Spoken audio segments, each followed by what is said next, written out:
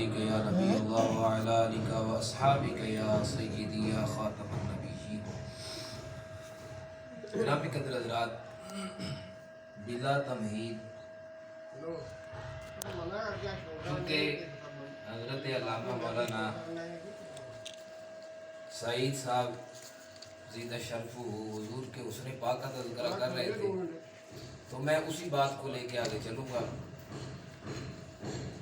کہ حضور علیہ السلام جیسا حسین اس کائنات میں کوئی نہیں ہے۔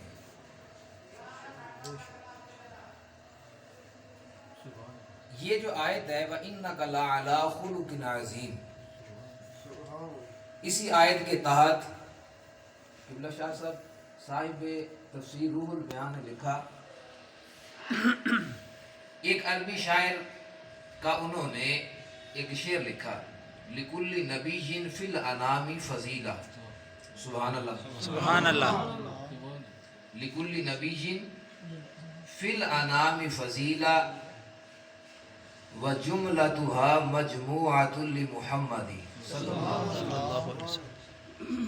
وہ کہتے ہیں، وہ عربی شاعر وہ کہنے لگا کہ جتنے انبیاء ہیں ان کو جو جو فضیلتیں ملی، جو رعنائیاں ملیاں اور جو ان کو برکتیں ملی، کامیابیاں ملی، نوازشات ملی، عنایات ملی، وہ جس شخصیت کے صدقہ سے ملی اس کا نام نامی آمنہ کا راج دلارا، عبداللہ کا دلبر، مکہ کا در یتیم، حضور شافی محشر، وجہ تخلیق کائنات، وہ نبی جس نبی کو آدم علیہ السلام کا خلق اور شیس علیہ السلام کی معرفت، ابراہیم علیہ السلام کا جوش توحید، نوح علیہ السلام کا ولولہ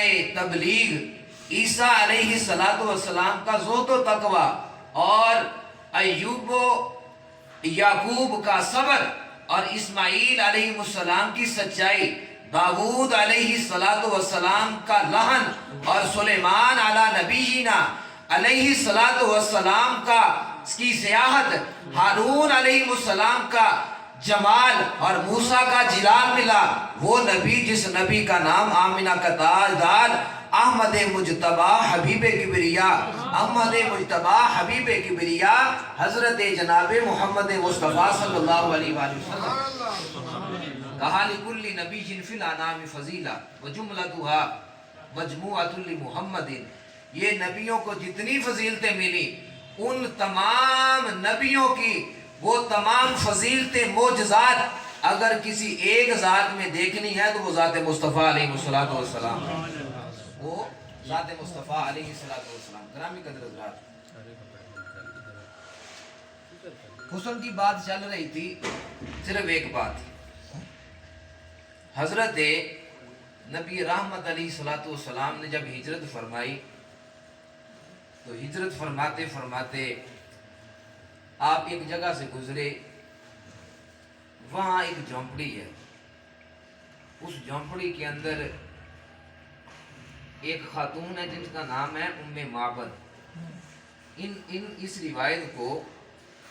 روایت کو امام جلال الدین سیوطی نے آپ نے اس روایت کو نقل کیا، الشفاء شریف میں قاضی ایاز مالکی شافعی آپ نے بھی نقل کیا، مدارج النبوہ کے اندر بھی ہے، اور دیگر جو احادیث کی معتبر کتابیں ان کے اندر بھی یہ روایت ہے، مشکوٰۃ شریف کے اندر بھی۔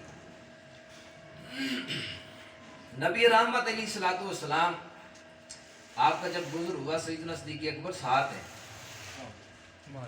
اب دیکھا کیا کہ ایک جھونپڑی ہے، جھونپڑی پہ دستک دی، آواز دی گئی، بلایا گیا، کہا کہ ہم مسافر ہیں، کچھ کھانے کو ہے تو ہمیں دے دیا جائے، بدلے میں اس کا معاوضہ لے لیا جائے۔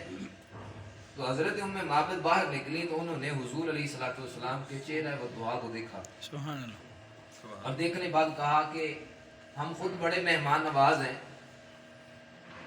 آج کیفیت عجیب ہے، آج معاملہ کچھ یوں ہے کہ کھانے کو کچھ نہیں ہے گھر میں.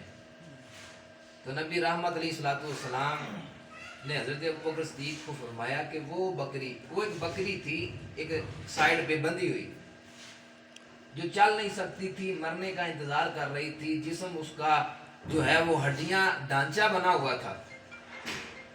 تو نبی رحمت علیہ السلام نے فرمایا کہ پیارے ابو بکر ان سے کہیے کہ وہ جو بکری ہے ہم اس کا دودھ دو لیتے ہیں اگر یہ اجازت دیں. تو حضرت ابو بکر صدیق نے ان سے کہا, حضرت ام معبد سے کہا کہ حضور فرما رہے ہیں, یعنی میرے صاحب فرما رہے ہیں کہ آپ اگر اجازت دو تو میں بکری کا دودھ نکال لوں.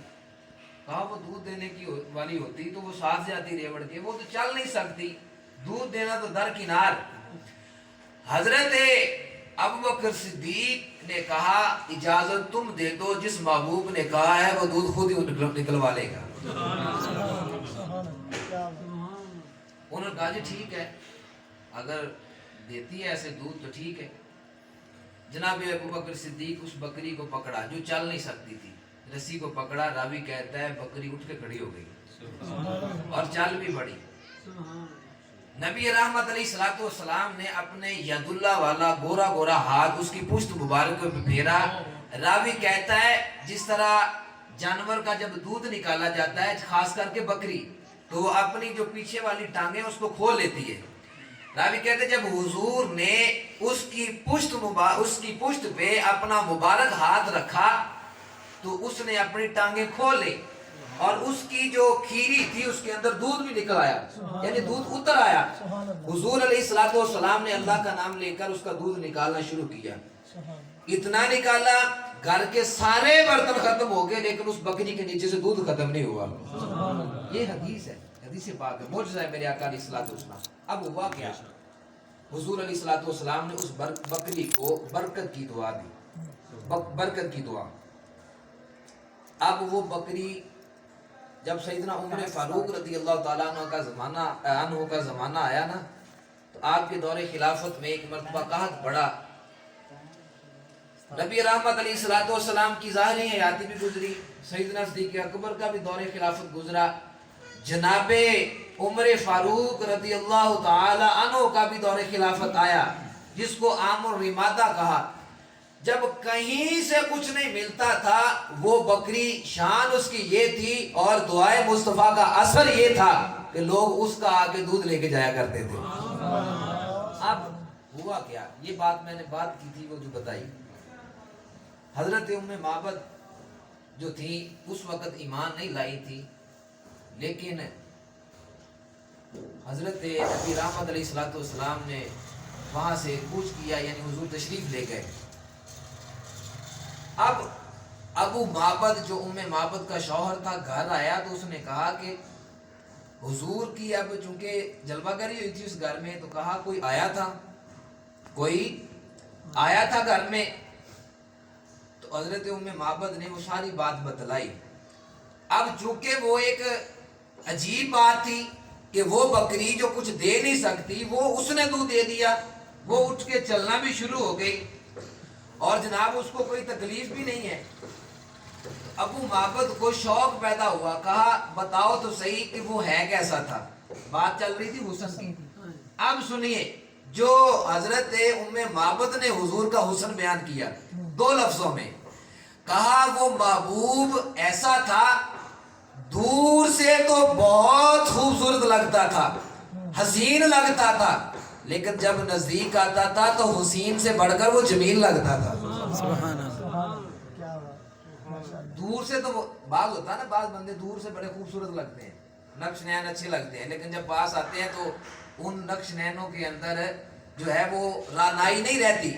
لیکن کہا حضور کے حسن پاک کا اس کی شان یہ تھی کہ حضور دور سے تو حسین لگتے تھے لیکن جب قریب آئے تو حسین سے بڑھ کر جمیل لگتے تھے.